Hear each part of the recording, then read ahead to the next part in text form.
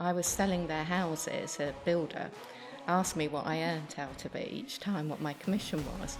And when I told him, he said, "That's ridiculous, because I'm paying the company that you're working for X thousands of pounds each time they sell one of these properties, and you're only getting, tens out of it." He said, "We ought to set up in business together." And that's what we did in the late 80s, which, to be perfectly honest, was the worst time in the world to set up in business. So one of the guys that I used to work with did lettings. So I went to see him and I said, I really don't know what to do. So he said, "You need to be doing lettings, because that's what's going to happen going forwards." And he tried to sue me because he said I couldn't do it. It wasn't part of what was in the partnership agreement. So we had a long drawn out battle over shouldn't I have done it. Hi everyone, you're listening to the Unrelenting Drive podcast, and before we get into today's episode, I just wanted to let you know I started this podcast because over the years I've had hundreds of the most inspiring conversations of my life with small business owners, and they really helped me grow and scale my own business and get my mindset right even when times were really tough. I wanted to capture those conversations and make them available to other small business owners who are following in my footsteps, and I've just got a small request. If you enjoy this episode, if you find it really inspiring, if you find it helps you in your own business, then please just like it and subscribe to our YouTube channel.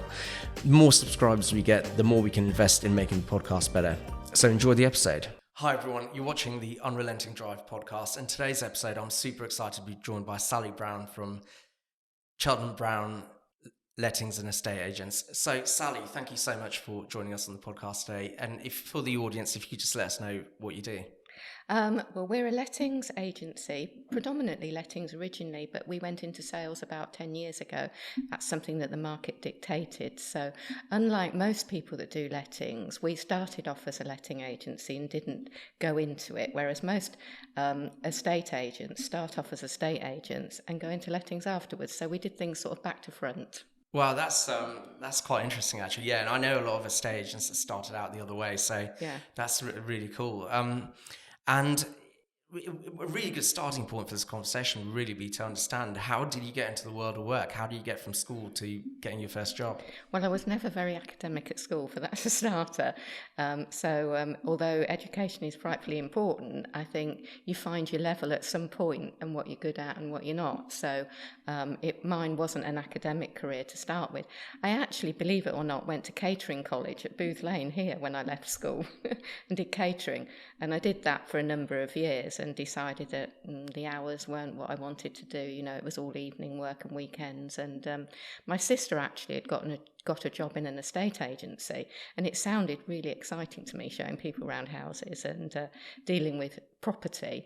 So when I saw a job come up at a company in Daventry, I went for an interview for a secretary. I couldn't even type. So did you have to pretend to? Well, fortunately, they didn't give me a typing test. Oh, excellent. Okay. I signed on a night school course to learn how to type. Well, in those days, it was a plonk plonk typewriter with a ding on the top, and that's how it worked. And I did that only for 2 or 3 months because I wasn't a particularly good secretary, and I'm still not very good at administration. And a negotiator job became available, which I applied for and got. So that's where it started, really. That's amazing, and I think you're straight away you've demonstrated the business owner mentality, agree to do it and then figure it out afterwards. Yes. Yeah, how many times have we all done that? Yeah. Yeah, absolutely.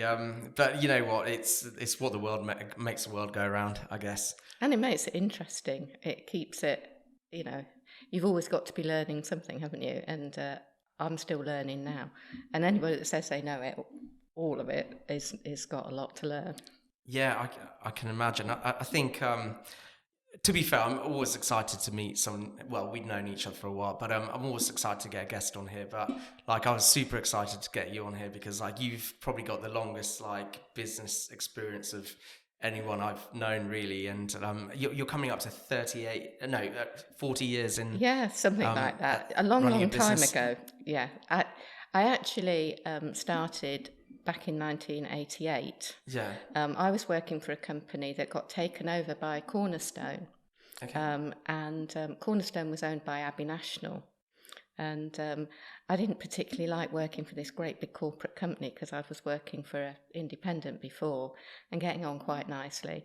And then somebody that I was selling their houses, a builder, asked me what I earned out of it each time, what my commission was. And when I told him, he said, that's ridiculous because I'm paying the company that you're working for X thousands of pounds each time they sell one of these properties, and you're only getting, tens out of it. He said, we ought to set up in business together. And that's what we did in the late 80s, which, to be perfectly honest, was the worst time in the world to set up in business. It was at the time when they were going to abolish stamp duty. Okay. And not stamp duty, sorry. Gosh, it was so long ago. Tax relief on mortgages. Oh, right, yeah. You could get tax relief on a mortgage, and then you could do it jointly. And they made all these changes, and it absolutely killed the property market. And I'd only been going for a few months, and I didn't know what to do. And so one of the guys that I used to work with did lettings. So I went to see him and I said, I really don't know what to do. So he said, you need to be doing lettings because that's what's going to happen going forwards. He'd got an office in Stony Stratford, and I went for 2 or 3 days and sat with the person that did lettings, and they explained to me how it worked and gave me some sample tenancy agreements and a single sheet of paper that was the inventory. That really was no more than a set of property details, and that's really where it started. Well, that's amazing. Before we go into that, so how did you get from your secretary or typist job to running your own business? Well, so it sounds like you worked for another lettings I or worked estate for agent. another estate agent, and I really loved it. Yeah. And I loved the buzz of getting the sale. So is that where you went from after you did your secretary job? Yeah, I went at the same business, the same company. I went from being a secretary to being a negotiator, which was letting and selling properties. Yeah. And just showing people around, agreeing the deal and all that sort of thing. And it was exciting. I used to really, really like it. And then I moved to another big company in Toaster. And that was a really small office, and I learnt so much because I think working in a small business, you get to do everything by default. You have to answer the phone, you have to deal with everybody that comes through the door. Yeah. So you get a good rounded knowledge of what's going on. But in those days, and that would be in sort of the mid-80s, estate agents were open from 8 o'clock in the morning till 8 o'clock at night, 7 days a week. Wow. So the hours that we worked were incredible. But before it all went pear-shaped, when I decided to do it for myself, we were earning really, really good money. And it seemed like the way forward to do it on my own. Somebody offered me an opportunity, so I thought, now's the time to do it. So not too many commitments. Recently married, so. So how old were you when you first started your business? About 26. Oh wow, okay, yeah. And you mentioned your business partner, so he was the builder. He was the builder, and we went into partnership, and all of a sudden he wanted one of his family members to work in the office, and the business wasn't going well.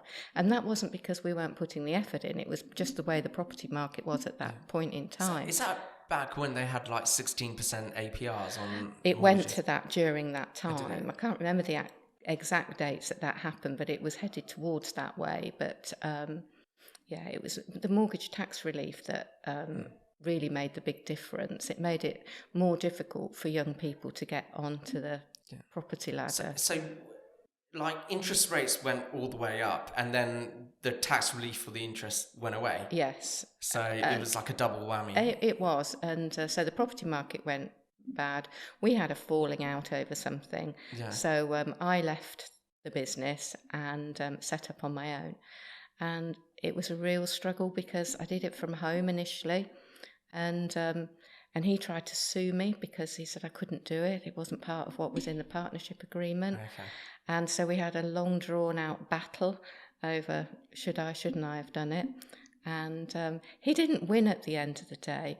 But then, on the other hand, nor did I, because I didn't get anything out of it. It's like a Pyrrhic victory. Yeah, it cost me so much time and heartache, really, because I was quite young, very inexperienced, and going to court and all that sort of thing. It was a really, really good experience, but one that you don't really want. Yeah, well, it's... So, but I had to set up in business again on my own, because the debt that we'd built up in setting the business up and running it for 18 months, not making any money, that had to be paid back to the bank. Okay, so it was... So it was, you know, and... Did you pay back your share of it, or both of your shares? I ended up paying it all back. Wow, okay, and then you had the court fees on top of that. And then court fees, but I actually represented myself at the court. Yeah. And... and he didn't even turn up on the day, sent a barrister. Oh, wow, okay. And the barrister ended up asking me for copies of some of the information that I'd got, because it wasn't particularly well prepared. So the judge just threw it out in the finish. Yeah. And but it was a big learning curve. Well, I've got my first tribunal case coming up, and I guess people keep telling me not to talk about it, but I won't go into any details, but I think it is very stressful. I'm pretty confident I'll win, because I've got really good evidence, and there was someone who was in our business for like 3 days. Mm-hmm. But the thing is, like, I think a lot of people they use the threat of court just to intimidate you, because they expect most people to just settle. Yeah. And they don't expect people to actually fight back. Yeah, it's so mind consuming. That's the biggest cost to you, I think. Yeah. When it happens, the legal costs are expensive, but the time that you spend worrying and thinking about it instead of focusing on your business during that time, that is cost in itself. You know what, I'll just elaborate on the tribunal case, because I guess saying too little is worse than saying too much, but essentially it was just like we had someone who fraudulently obtained a job and wouldn't provide proof of right to work documents, so we dismissed them on the grounds that, you know, we couldn't prove their right to work. But then they took us to... They put in a claim for dismissal on the grounds of racism, but because of that kind of claim, because it's a discriminatory claim, the tribunal can't actually throw it out. No. So it's literally, there's no evidence against us or anything, but we've got, like, you know, a pile of evidence to show how they lied about the actual how getting the job and various things on their CV. So I think it will. They wanted to settle, and I think in hindsight it was just, they worked out just the right amount, where, like, most business owners would have said, you know what, it's just like £4,500, let's just settle there. Yeah. But I was like, point of principle. Yeah, exactly. It was so, and I guess if we lose, it will probably cost quite a bit more than that. But the idea was, it was a point of principle, because if you're afraid of that, you're always going to be afraid, right? And you probably like got your teeth into it really early on, because I guess, like, after that experience, that probably stood you in good stead for the rest of your business. I think it makes you look at things, but what you've just described is a staffing issue, isn't it? Yeah. And employment is something that I think is the biggest learning curve in setting up your own business. Because when I first set up, there was me and a secretary. Yeah. And then we employed one other person. And when there was under 5 people, it was really great, because you work with them, you almost clone them. They work like you work, and they're as devoted to it as you are. Yeah. But the bigger the business gets, the more time you spend dealing with staff issues than doing the business itself. And nobody actually really trains you to do that. Yeah. You know, you start to be a sales agent because you're good at selling properties, not because you're necessarily good at running a business or good at dealing with HR issues. And that's something you learn along the way, and it's usually by hard lessons. Yes, yeah, university of life. Yeah, and nothing prepares you for that. No, you're very right. I think Yeah, as long as you don't make the same mistake twice, then That's it, yeah. that's the key. But And I still hate having to fire somebody, or disciplinaries or anything like that. Because, if somebody's worked for us, I've always employed people because I like them. And yeah, when you're getting rid of people, it's not because you don't like them anymore, it's because they're not doing the job that they should be doing, that you're paying them to do. And the impact that has on you and on the other staff, I think is huge. But the truth of it is, once that person has gone, there'll be a bit of tittle-tattle around the office about it, and then that person isn't mentioned again. It's yeah. like they just accept it. And that always struck me as really surprising. I guess people move on quite quickly. I think they Probably, do. Yeah, how does this affect me? Somebody's leaving. Does that mean I'm going to get given more work? yeah. And providing it doesn't directly affect them, they just move on. Yeah, I think it's human nature, probably. Yeah, absolutely. And have you got about? I think you mentioned you had about 26 staff at the moment. Well, 31 actually, Oh, on the 31, count wow. this morning, Okay. and 6 self-employed salespeople. So it's just Wow, it's a big grown team. and grown. Yeah. And when you were hiring your first assistant, like when it was just you and that assistant or secretary, like could you imagine it going to 31 plus 6 subcontractors? No, I don't think you ever really think about that. I think back in those early days, it's how are you going to pay them is the biggest thing, because all of a sudden you've got somebody that you've got to pay. So you've got to do so much work before you even go into the realms of making any profit. I think once you take an office on as well, it's all comes first, doesn't it, before you even think about paying yourself. And I think that was the biggest thing. How much have I got to pay them? And in the early days, I suppose I went for apprentices and people on training schemes and things like that, which was fine because you had the time to spend with them. Yeah. But I think as time has gone on, you then start to employ people because of some skills they can bring to the business. Rather than you teaching them, they bring skills that you've not necessarily got, like bookkeeping or property management, all sorts of different things. But you can't teach everybody, so you have to buy that skill in as time goes on. How far along in the business were you before you understood that? Quite a while, I think. And I think in the early days, it's about, can you get on with that person? Yeah. Are they going to fit in with your culture, with your work ethics and all that sort of thing. In fact, a little story that when we were first doing lettings, you're collecting rents all the time. Yeah. We didn't have any computers. It was all done manually, not even on a spreadsheet. Okay. All done manually. So each property had a piece of paper with rents in, rents out. And it got so that I couldn't manage to do that as well as everything else. I was thinking about employing somebody to do that.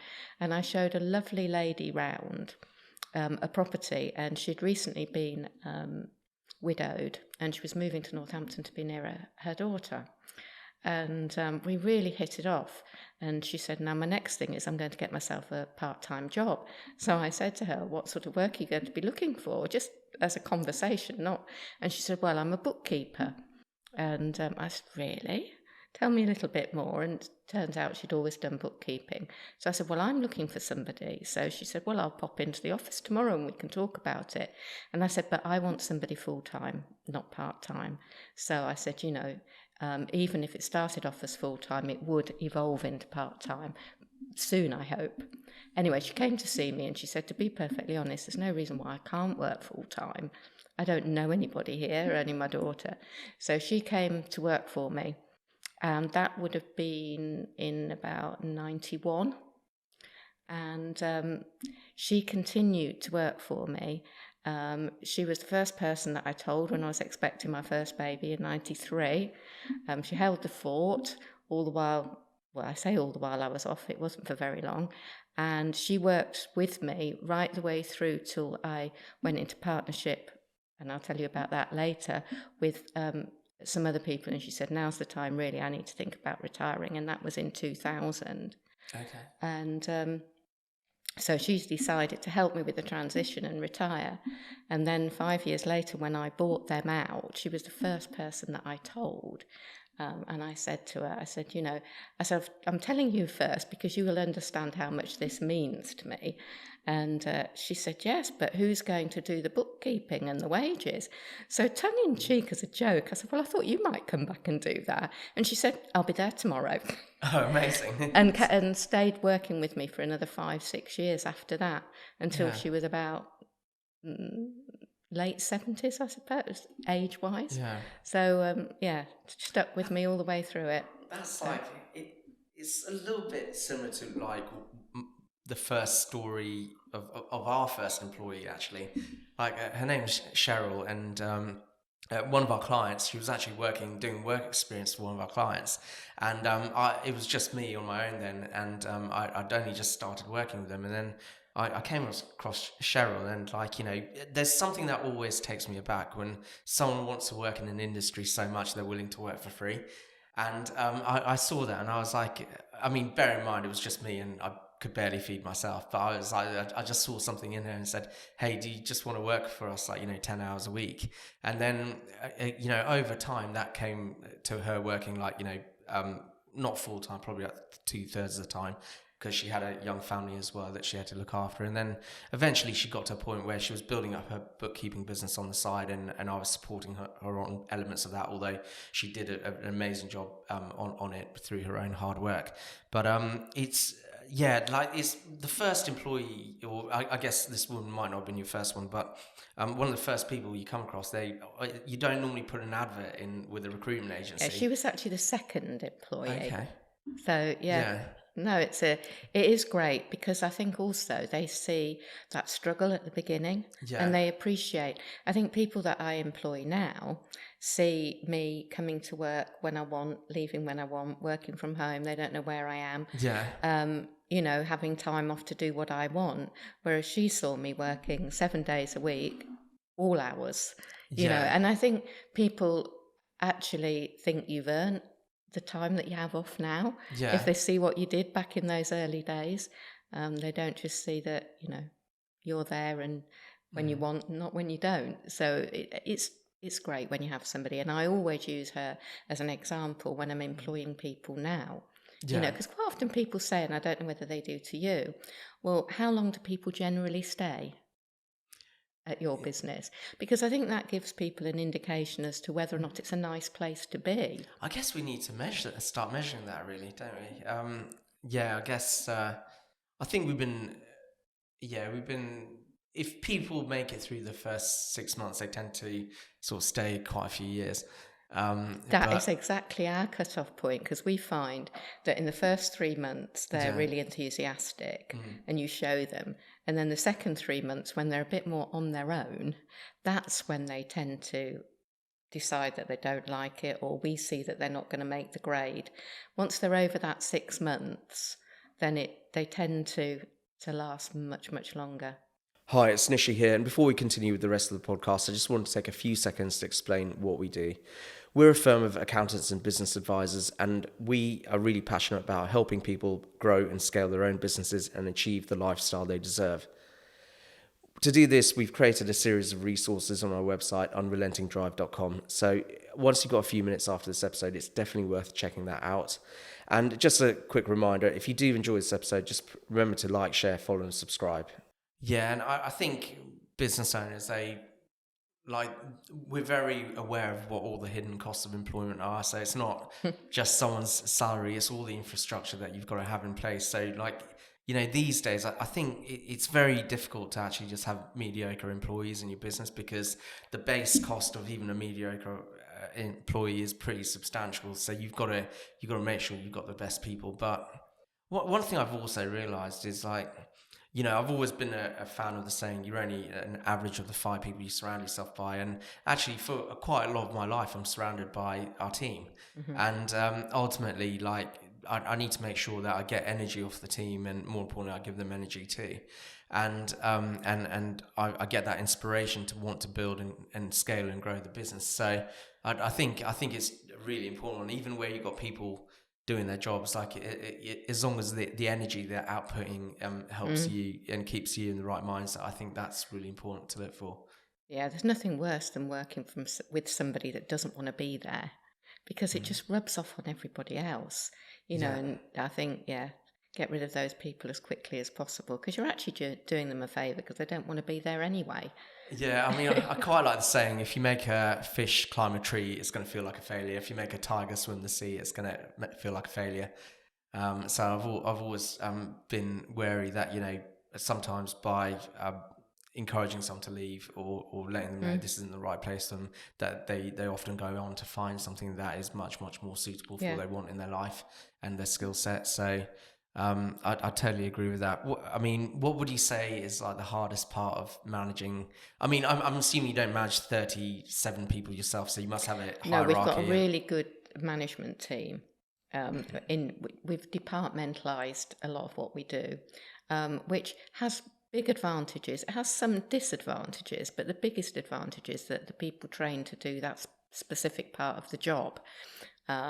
So they have their teams and managers, and we have my team, I suppose, are the managers. And we've got 6 managers dealing with different parts of the business. And and that's sort of how it works. I'm gradually handing things over to my son, and he's part of that management team. Yeah. So, I think you can't manage everybody, but I think you can set an example to everybody. Yeah, absolutely. What kind of departments do you have in your business? Well, we have the lettings office, which deals with lettings from the landlord instructing us through to letting it and the tenant moving in. So they deal with the referencing, matching people to property, basically. Okay. And then we have a property management department. They do the inventories before the tenants move in. They deal with the tenants all the way through the tenancy. So that's repairs, any problems that they've got during the tenancy. And then they do a final inspection at the end when they move out. We've got a renewals department that renew the tenancies and insurances and all that sort of thing. Anything that's done on an annual basis or a reoccurring. So renewals, accounts, and the client accounts deal purely with rents in and rents out. So the rents come in, the contractors get paid for any works that have been done, we take our fee, and then the landlord gets accounted too. And then we have a sales department. The sales department is run by, we've got 4 employed people. We've got a sales director that runs it, and she's got a PA, and then we've got 2 employed salespeople. And they deal predominantly with things that are Chelton Brown business. In that I mean landlords that sell their properties, which actually is happening a lot at the minute because of the way the market is, and landlords wanting to sell their properties. Selling them is actually a little bit more difficult because the market's in one of those phases where selling's not quite so easy. But they deal with what we call in-house business, and then we've got self-employed partners that deal with other areas, and we divide that up by postcodes. Yeah. So somebody looks after Daventry area, which is NN11, and somebody else looks after Town Centre, which is NN1, and they are self-employed and they look after new business in those areas. I guess, is it hard to find self-employed salespeople? It's hard to find good quality ones, yes. Because is that like where they're commission only? Or? Yes, but they get 50%. Yeah, that's substantial. They get 50% of the fee, and we get the other 50%, but we do all the marketing, all the behind the scenes work, so the office admin and that side of things, make sure that they're compliant, because that's a big thing, as in most industries now, there's a level of compliance involved. But they work on the basis that they only get paid if they sell something to completion. Yeah. But the motivation levels vary drastically. Yeah. They work on what they need rather than what we target them to do. Okay. And so if they're very hungry, because they want to buy a new house, or they've got school fees to pay, or whatever it is that they want, maybe a new car, whatever. They work to meet what they want in their targets and goals, and it's not always the same as ours. And it's very difficult for them when times are hard, because they've got commitments. So they only get paid if they sell. I guess business owners building up sales teams is probably the bit I'm always the most interested in, because I've tried it so many times in my own business, and I know we will get there, but earlier this year I was trying to just hire like 3 salespeople, business development executives, people to generate the leads, and then eventually get them into account managers and business development manager roles. But it was quite hard. I don't know if it was just a bad time of the year to recruit. Maybe we didn't offer enough as a basic salary. But and I think from an accountant point of view, that's like the polar opposite of who we are. Yeah. So it's like, I know some business owners, and especially clients of ours, they built their business up because they're good at sales, and then they find it really easy to recruit sales teams. Whereas I'm kind of the opposite. We're good at the financial side of it and the marketing side of it. So I find it easier to recruit marketing people and like the accounting people. But it's like one of my favorite business books is called Built to Sell by John Warlow. And the Built to Sell is like this story of this guy called Alex Stapleton, and he's got this marketing agency, but it's really chaotic. They're doing all kinds of work. They're trying to please everyone. He's doing so much of the work himself, and he's just getting overwhelmed, and he wants to sell his business, but finds out it's not worth anything. And then it's kind of a fictional story based on a true story, because it's the true story John Warlow can't actually talk about because he's got restrictive covenants in place. But it's like a fictional story about what kind of happened to him. And ultimately, like, it's the coaching journey Alex goes through to then actually build his business into something he can sell. But the book makes it sound so simple. It says like, oh yeah, Alex hired a salesperson who was good at selling products, because a good business is product based, not like service based. And then he hired another salesperson, and then that first salesperson became the manager of like the third and second salesperson. But it's, when you do that in a person, and when you put your own money on the line, and when I've had interesting stories with salespeople, but it's way more difficult than like all the books make out. I think it might be easier in selling estate agency property, because people choose to go into sales in property because it's sort of very well known about. Most people know something about property sales. Either they've bought a property themselves, or their parents or their friends have. So most people have sort of got an understanding of what happens. So people make a conscious decision to become an estate agent and sell property. Whereas I can't imagine that people think, oh, well, I'm going to be a business salesperson for an accountancy. It would be somebody, and the skills are the same. If you're selling something, it doesn't matter whether it's nuts and bolts or a property.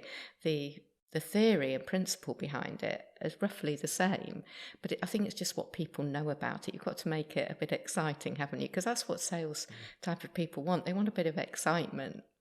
I mean, ways to make accounting exciting, I'm still trying to think of them. But and if you can't think of it, it's no, there are lots of exciting things we do actually. Like, and one of the reasons we've kind of gone down the path of financial management for small businesses is because we wanted an opportunity to build relationships with business owners that were really meaningful. Yeah. And then and being that business partner, rather than just coming along and saying, hey, your tax bill is this, do this and this so you can get your tax bill down a bit. Because I learned a long time ago, the same amount of energy goes into saving someone £10,000 on their tax bill than it does helping them make another £200,000 of profit. Maybe that is an extreme example, but actually, I mean, I always do want to save people money on their tax bills, especially if they're reinvesting into their business. But the key thing is, like, there's so many things accountants are missing out on, and that's what we're trying to bring to the market. But one thing I learned, like when we hired our first salesperson, in hindsight, she was quite good. We just didn't have the right offering, because like the offering we had, all really technical. It was about her learning about the services. And back then, I remembered always used to be a little bit resentful of why she wasn't more interested in our business, in the services that we provided, in the way we do it. And then hindsight, 3 years later, has taught me actually it was never her job to be interested in it. It was my job to simplify our offering to the point where someone who wasn't particularly interested in all the services that we had and the technical elements of it could still sell it. And that's a lesson I learned. And 2 years ago, I did a lot of restructuring in terms of our offering and created more of a product-based solution rather than just saying, hey, you want your VAT done, you want your bookkeeping done. It's identifying where you're different from other companies, isn't it? Yes. So that they can go out and not sell the same services as everybody else offers, but the difference between you and the other services. What would you say Chelton Brown specialise in? Customer service. And majority of our new business is through recommendation, and that is the best type of business. Most times when the phone rings and it's somebody, my friend, my neighbour, my aunt, my uncle, they used you. And even we've had people that were tenants of ours in the past, and when they left their properties, we deducted some money out of their deposit because they didn't leave it quite how they should do. And that really leaves a sour taste in people's mouths when you deduct money for oven cleaning or mowing the lawn. But when the boot's on the other foot and they become a landlord, they suddenly think, I want an agent like Chelton Brown that makes sure that the lawn was mowed and that the oven was left clean. And it's surprising how many tenants have come back as landlords because we deducted money out of their deposit. So really, that is appreciating the service that we do. And repeat business. People, they buy one property, or quite often, we call them accidental landlords because they've got a property that they can't sell, that they've inherited, two people moving in together and as a surplus property, and they don't know what to do with it, so they decide to rent it out because they can't sell it or whatever, and we call them accidental landlords. But they then suddenly realise that actually we're making quite a profit off this, and we've got some bricks and mortar, and maybe this is a replacement pension or an addition to our pension, just a different avenue for making an income. So quite often those people end up buying another property. Because maybe they can take some money out of a pension early, or they take redundancy and they think, what can they do with that? Well, I've seen a good income coming in from this property that I hadn't intended to rent out, but did by default. So that's where a lot of them come from. They grow their portfolios themselves. And we actively try and encourage landlords to do that. Show them how they can make their one property into two. And make double the money that they're making on it, because at the end of the day, it is a business for them. A lot of them don't realise that when they first rent a property out, that actually it's a business because you've got income, you've got expenditure, so you've got a business. Do you offer rent guarantees? We do. It's an insured based scheme, and they pay an amount every year, and there's different levels. The basic level is just an eviction service, so that if things go wrong, the legal costs are covered, which can run into thousands, and that costs £50 a year. Wow. It's really a no-brainer. And then there's full rent and legal protection, where the policy kicks in and pays the rent when the tenant defaults, and pays the rent until you get possession of the property. But that only costs about £450 a year, which is about half of a month's rent. And it's offsettable against tax. So, it's one of those expenses that I think there comes a level when you've got a portfolio of properties that you can nobody can, that's probably the wrong word, but you offset it against your profits. I guess if you've got 10, self-insured, ain't you? To some if you've got 10 properties, do you really want to be spending out £4,500 on insurance when you may not have to claim on it?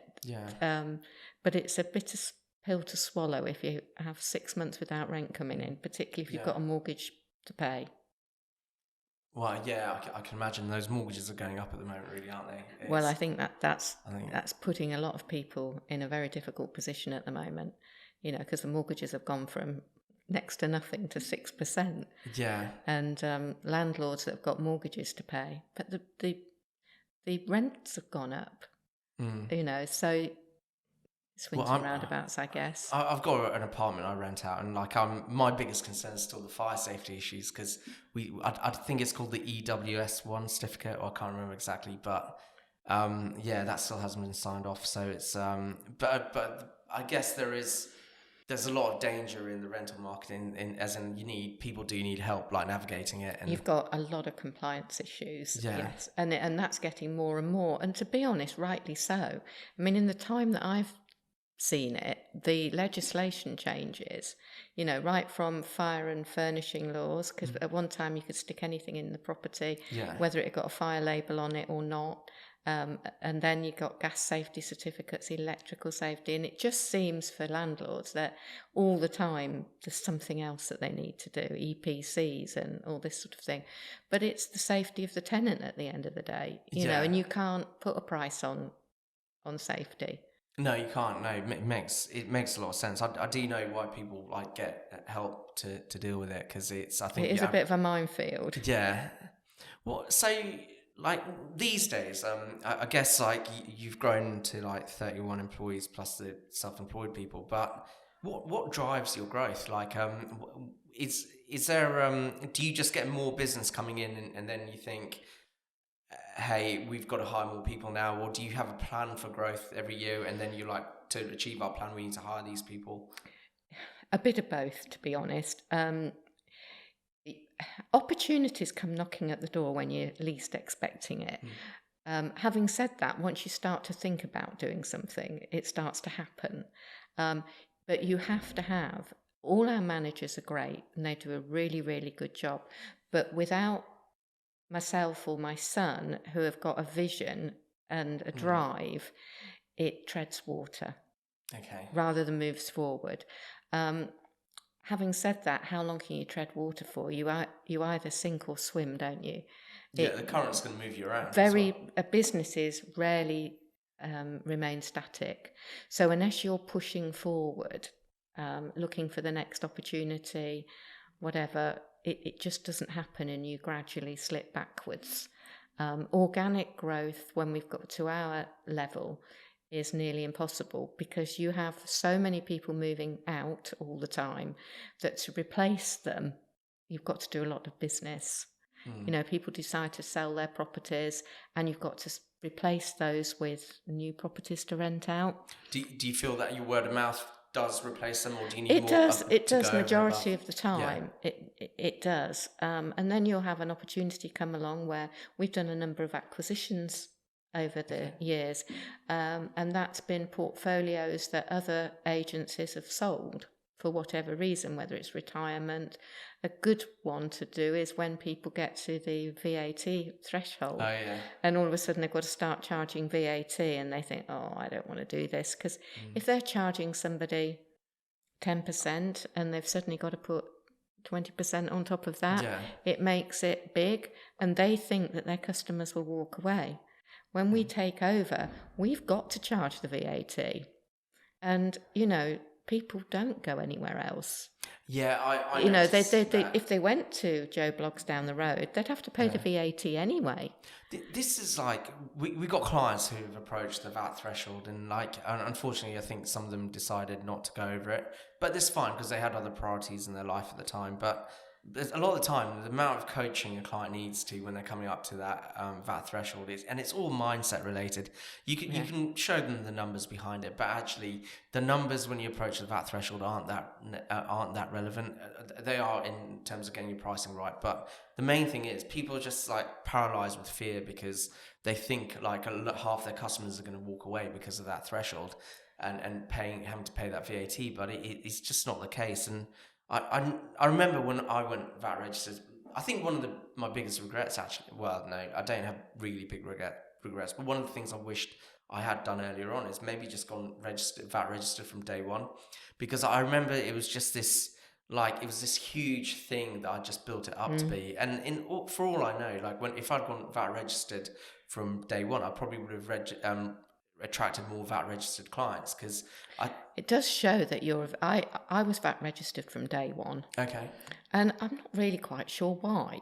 It was just seemed to be that everybody was VAT registered, so that's what you did. And I suppose inexperience in business, it was just, everything you pay with VAT on it. So we were VAT registered from the beginning. But I think when you get to if you don't charge it, when you get to that level that you need to charge it, if you're giving a good service, if your customers went elsewhere, they would have to go elsewhere and pay VAT. Yeah, they would, yeah. Unless they went to another small business that would eventually, if they were any good, get to that threshold. Well, and And it is mindset. It's having confidence, isn't it? I think my finger was like hovering over the mouse button for like probably a minute before I finally pressed it when I had to send that email out, and I went about registered, when I was probably about 3 years into the business. But I was terrified, but I had to do it. How many people turned around and said, no, we're going to go elsewhere? Out of, I think, maybe 60 people I sent that to, I probably about 2 or 3. Yeah. But then... And they were probably the ones that give you the most hassle anyway. Yeah, quite possibly, but the amount we saved on our cost base because we could start recovering that VAT. And actually, one thing I know, and I don't know if a lot of people who are approaching the VAT threshold really think about this, but if you're dealing with a lot of businesses that are VAT registered, like if I'm looking for a supplier, I would always go to the supplier that's VAT registered because I know their cost base is lower than the supplier who's not VAT registered. And if they're kind of charging the same amount, plus or minus VAT, then actually I know that one of those suppliers is probably more efficient because of that cost-based thing. But I mean, there's lots of other factors in that. But I think being VAT registered early, it makes a statement about your business. You've got that confidence. You're a certain size. They can't actually judge you, can they? Because they don't know how big your business is because you're VAT registered. If you're not VAT registered, the assumption is that you're a very small business. Yeah.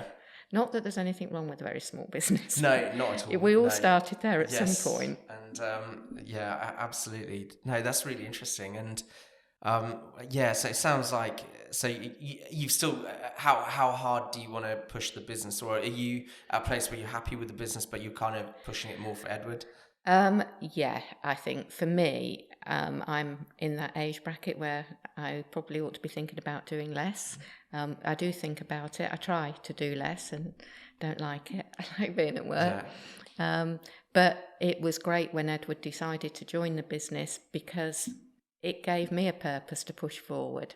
Because otherwise, why are you doing it? You need an exit strategy, don't you? Yeah. And for me, I couldn't imagine putting a managing director in that wasn't part of the family, I guess. And when Edward decided it was what he wanted to do, then the motivation to push on was back to the level it was. I mean, I suppose he's not much older than I was when I set the business up. But he's actually got a bigger task to do because whilst I was growing it, he's got to maintain it. Yeah. And he's taking on the 31 staff and all the issues that go with them. There's not so much of a slow learning curve. It's an in at the deep end, sink or swim. Yeah. Except Mum's there. No, I mean, but I guess I met Edward before, so I get. I mean, he seems very capable, so he's. Yeah, he is. He just needs to back himself. Do you find it's like bringing a family member into the business? Did you ever feel like you had to like justify things to the rest of the team? Like very much, yeah. And nobody thinks that Edward was given it on a plate.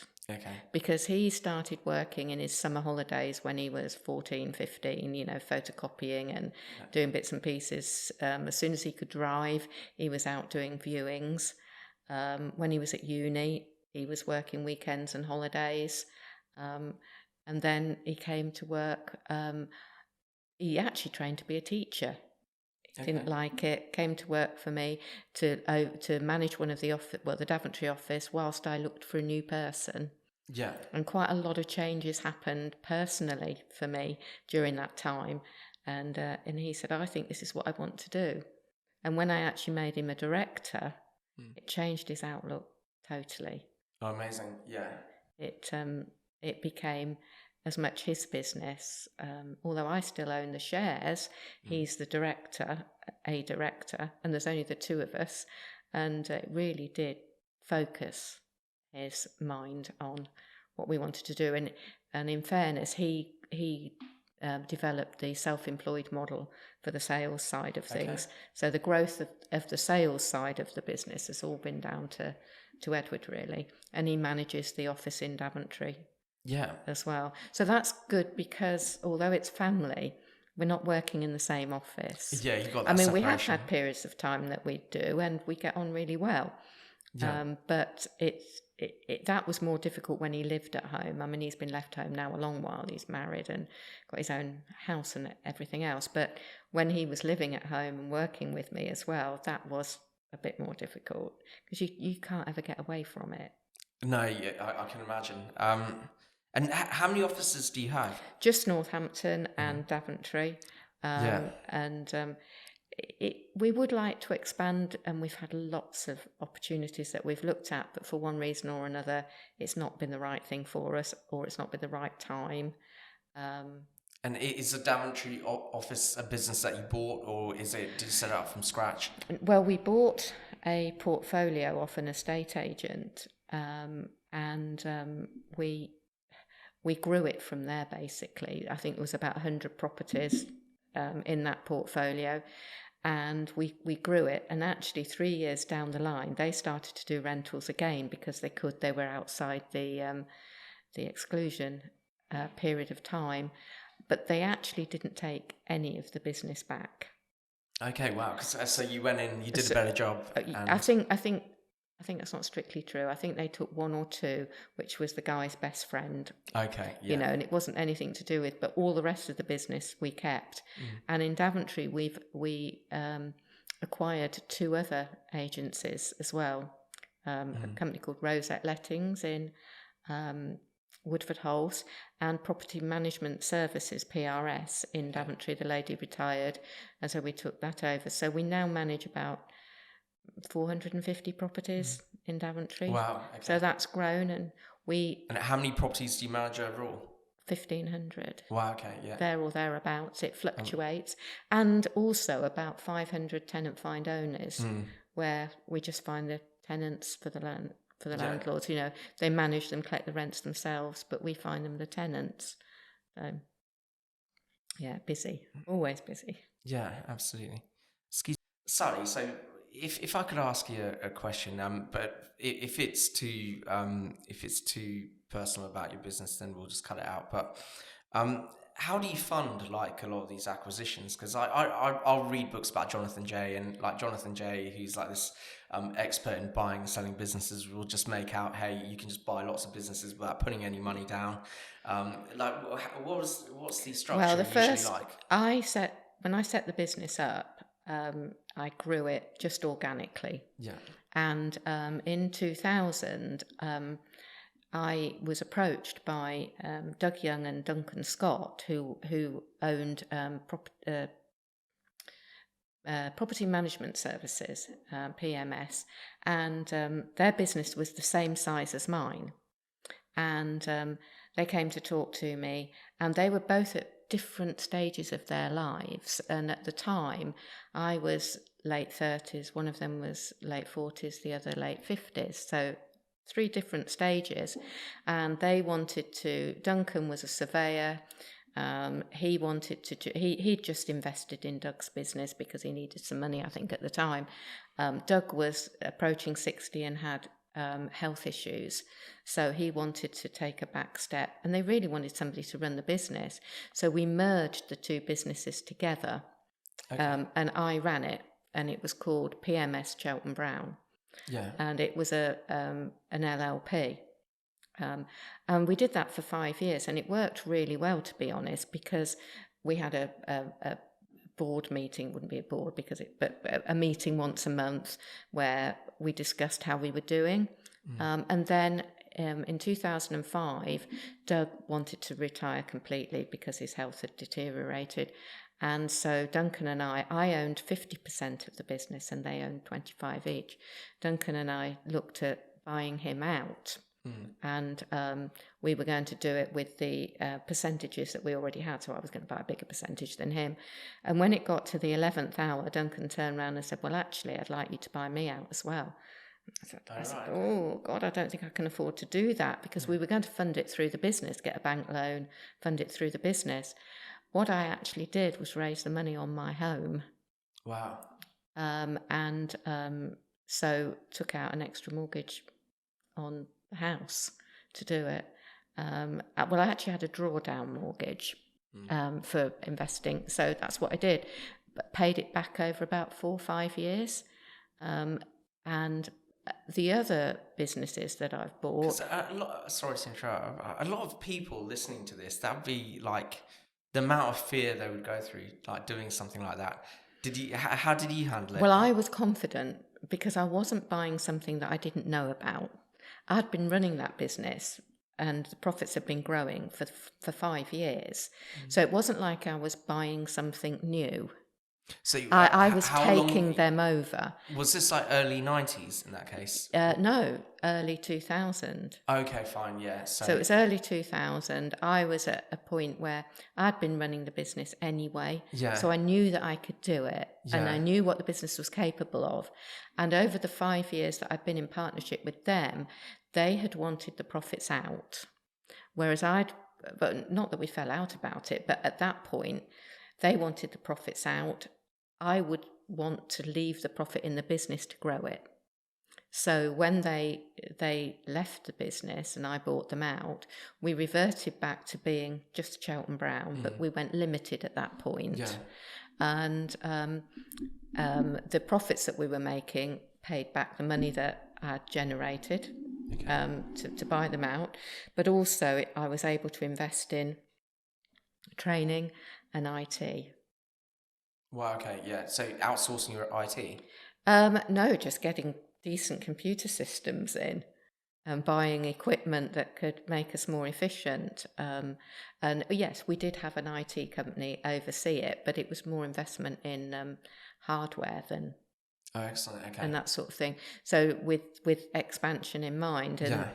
And then in 2007, we did the acquisition in Daventry. And that was the first one. And then people started to come to me and say, I'm thinking of selling. Would you be interested? And the acquisition in Daventry, was that out of your profits, or did you have money in the business, or did you have That was money. We'd got money in the business, and we took a small loan, but small in business terms. Yeah. And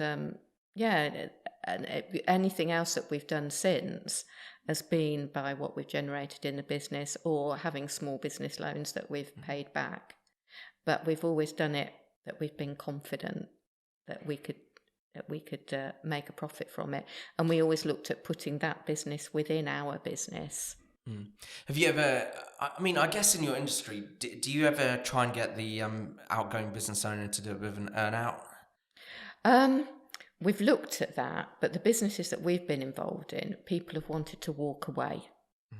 And you've got enough processes in place anyway. Oh, absolutely. And to be honest, that's what we've wanted them to do. Yeah. Because I've seen it in other businesses, not in mine. And once somebody's sold, their heart is not in it anymore. They've made that conscious decision and they just want to walk away. And like some of the businesses that you've brought on, do they have staff in them as well? Yes. When we bought PRS in Daventry, we took on a lovely lady called Michelle, 2P, you have to do it. Yeah. And the intention was, we'll manage her out.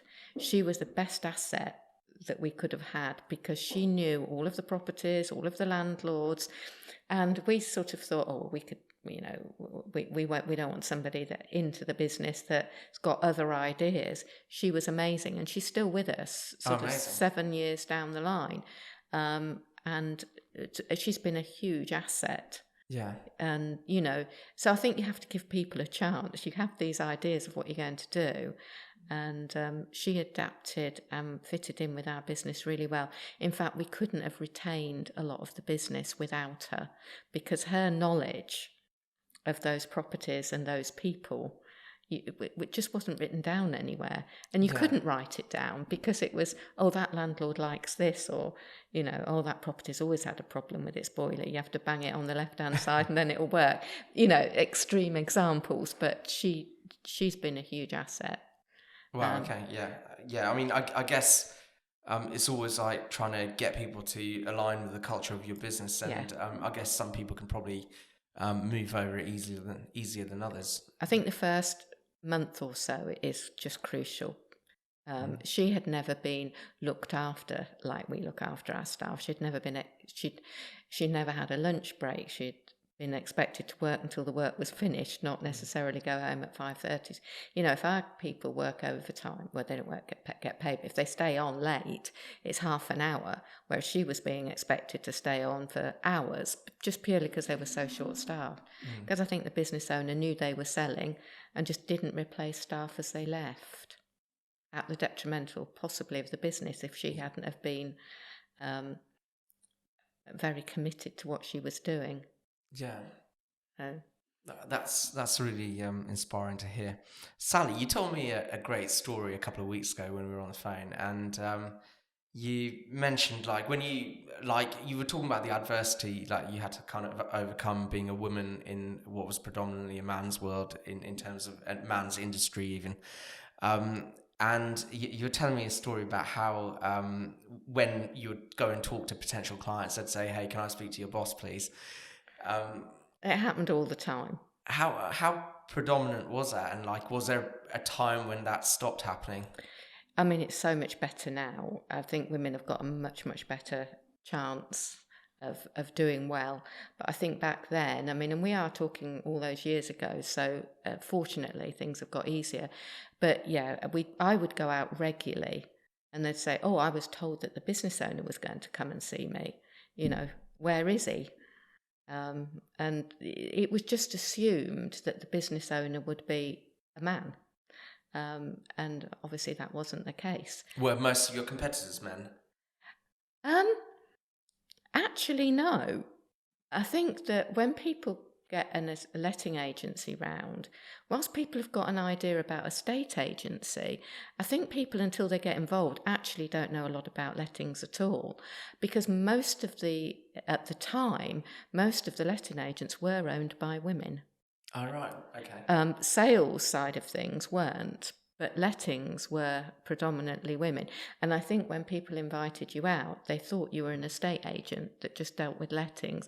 And for some reason, estate agency has been more, in those days, male dominated. I think property management probably, and lettings more female.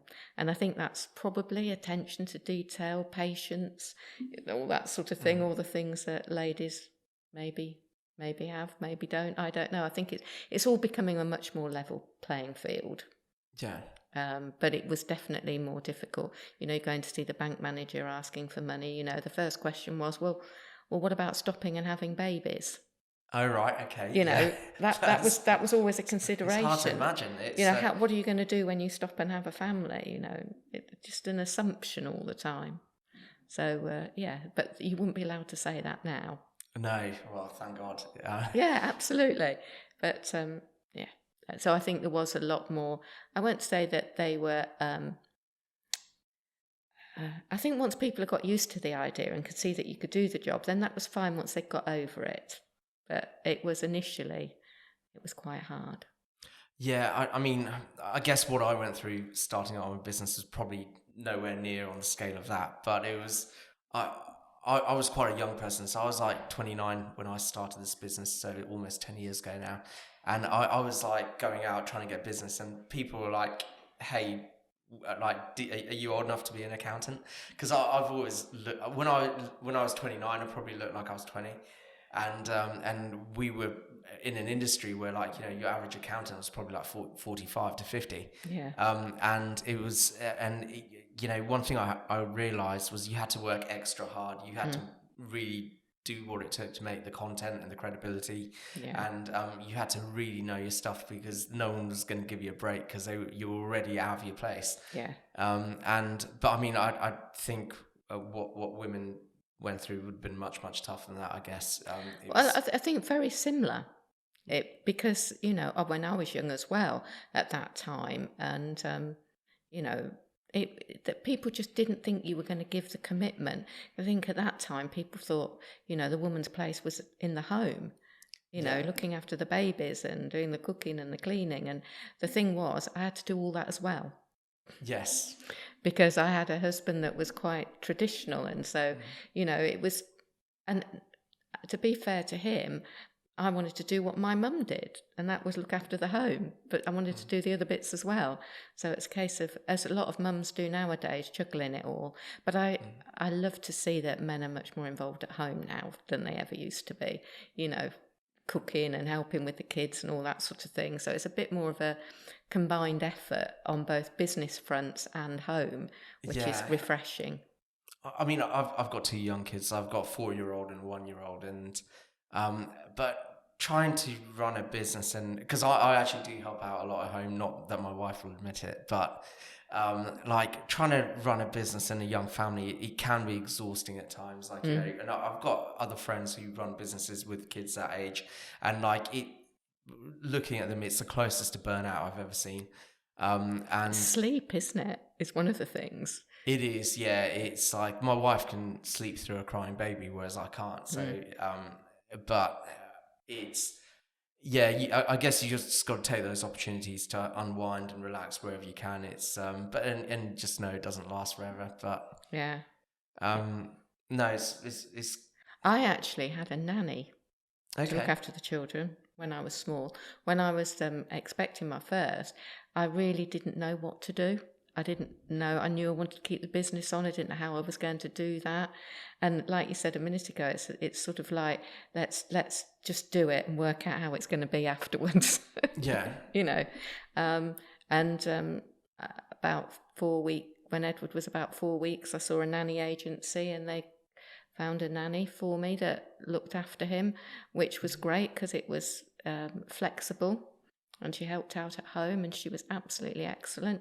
So I could sit here and tell you some horrific nanny stories if you but because she didn't stay with us beyond having her own baby when Edward was 2, and we then had some real stories to tell over nannies that didn't work out. But again, it was all part and parcel of what you just had to do.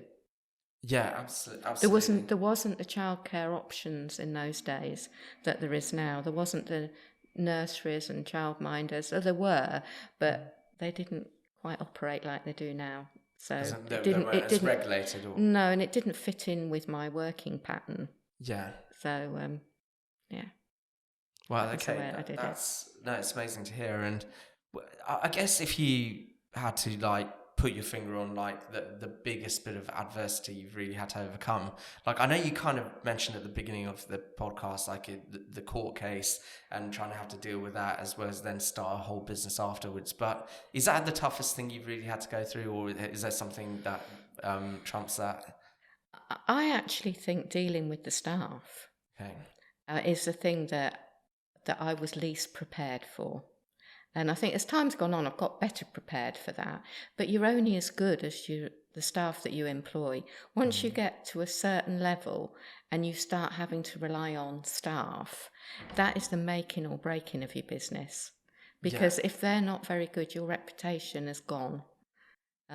So I think managing and growing the staff and training them and everything else probably has been the biggest challenge. Maybe for me, because I hadn't got any experience in that prior to going into business, and it was a steep learning curve. Yeah.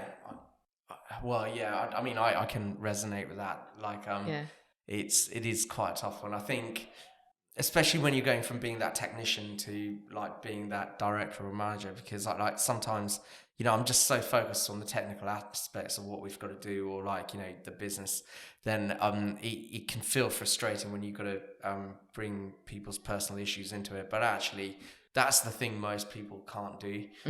So when you master that skill, when you understand actually diplomacy goes a long way, that you've like for me, it's just trying to use my judgment on it. It's such a tough one. And I think if you ask my team, I haven't always got it right. And you never will get it 100%.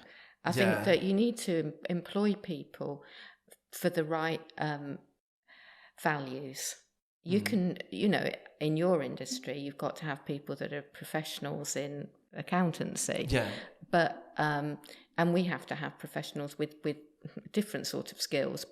But you can't teach people the right values, and if their values don't fit with your business, then it's not going to work. And learning to spot the right people with the right values is the biggest skill. And I still haven't got it right. We still employ people sometimes that just interview really, really well, and then, but pretty quickly. And I think the biggest learning is, if things aren't working out, deal with it sooner rather than later. Otherwise, you find yourself spending all your time talking about that problem. Yeah. So once it is a problem, deal with it. Yeah, absolutely amazing. And what's next for Chelton Brown? We're actually looking at doing some block management, which is something we dabbled in years ago.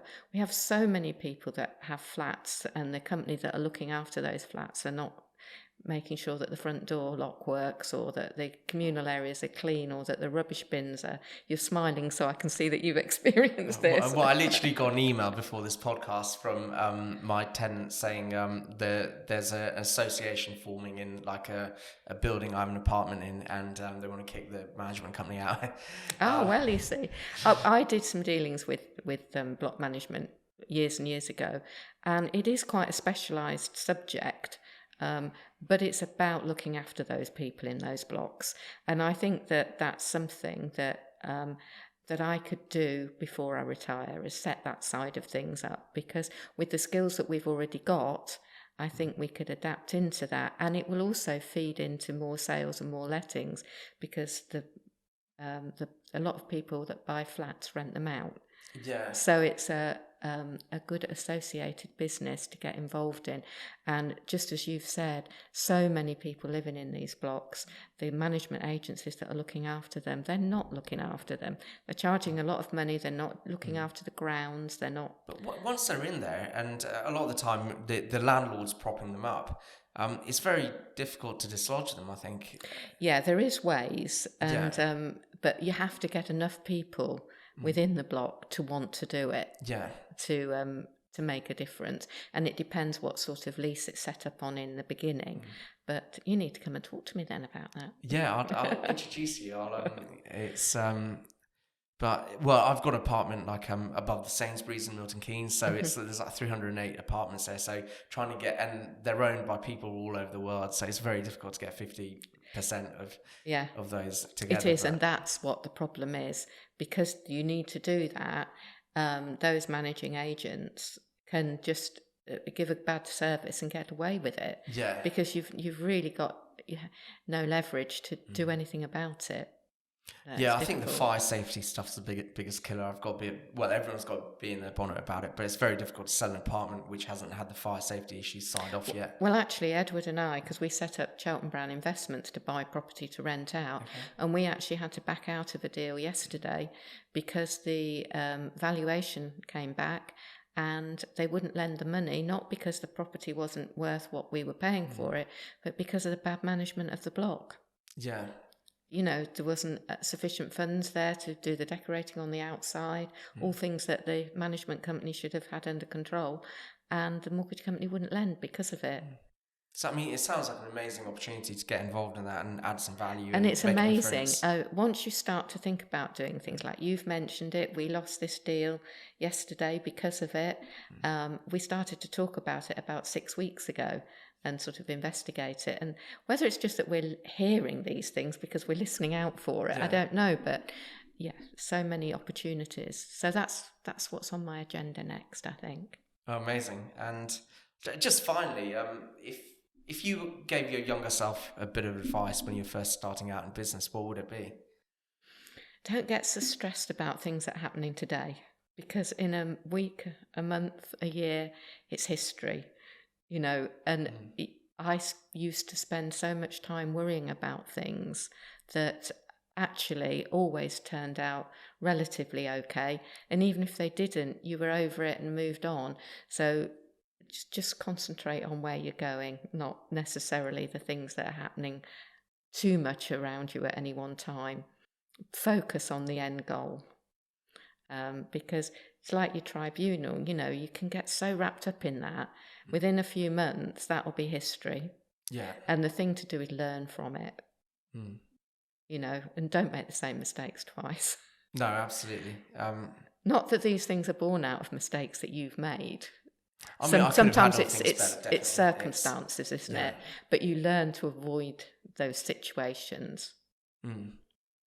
That's absolutely amazing. And just finally, if people want to get in touch with you, what's the best way? Website, cheltonbrown.co.uk. All the telephone numbers and contact details and what we do is on that, along with all the properties that we've got for sale and for rent, and also an introduction into all of the people that work for us, and any opportunities for careers for people. That's all on there. Amazing. Well, Sali, it's been so good to have you on here. You got a really inspiring story. Thank you. Yeah. And everyone, you've been watching the Unrelenting Drive podcast. I'll see you at the next episode.